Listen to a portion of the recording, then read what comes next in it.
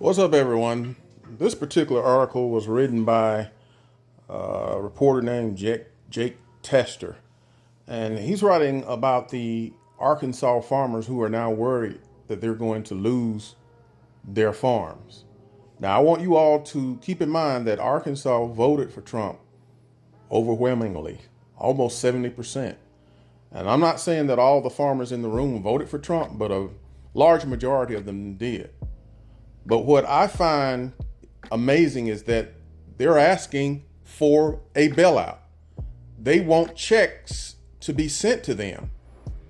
The tax funds from those of us who pay taxes. They want taxpayers' money to bail them out because of a bad choice that they made.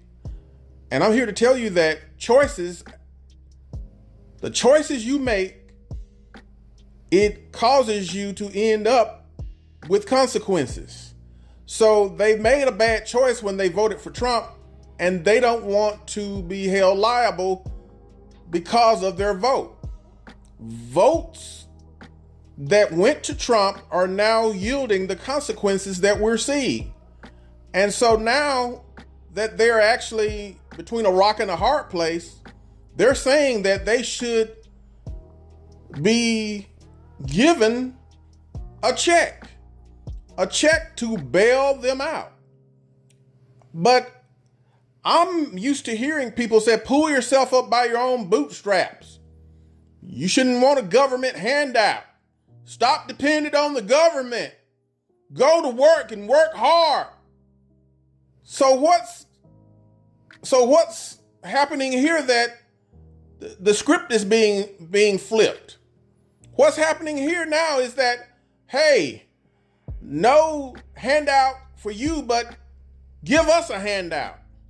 As a tax-paying American, I don't think it's right.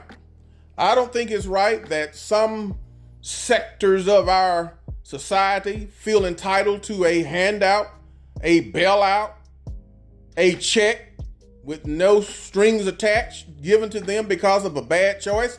I think you have to own this. You voted against your own self-interest. You have to own this. My mama used to say you have to actually lie in that bed that you made. So lay in the bed that you made. You made this decision. You have to live with this decision. I remember something happened in 2009, I believe, 2008, 2009, when George Bush was president. It's always the Republicans who screw up the economy. Let me just say that. It's always the Republicans who screw up the economy.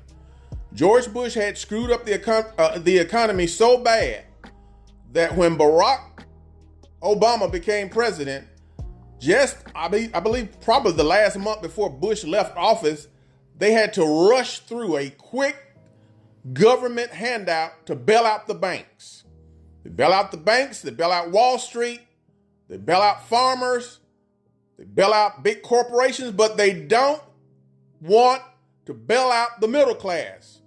I want you to hear me, America. Something is wrong with that. They're bailing out everybody but the people who pay the taxes. It looks like the people who are in the middle class are the ones who are getting screwed.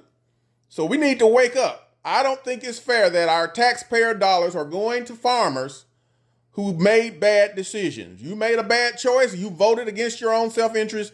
You have to live with that. And it's as sad as it sounds. Some of you may lose your farms, but just think about it.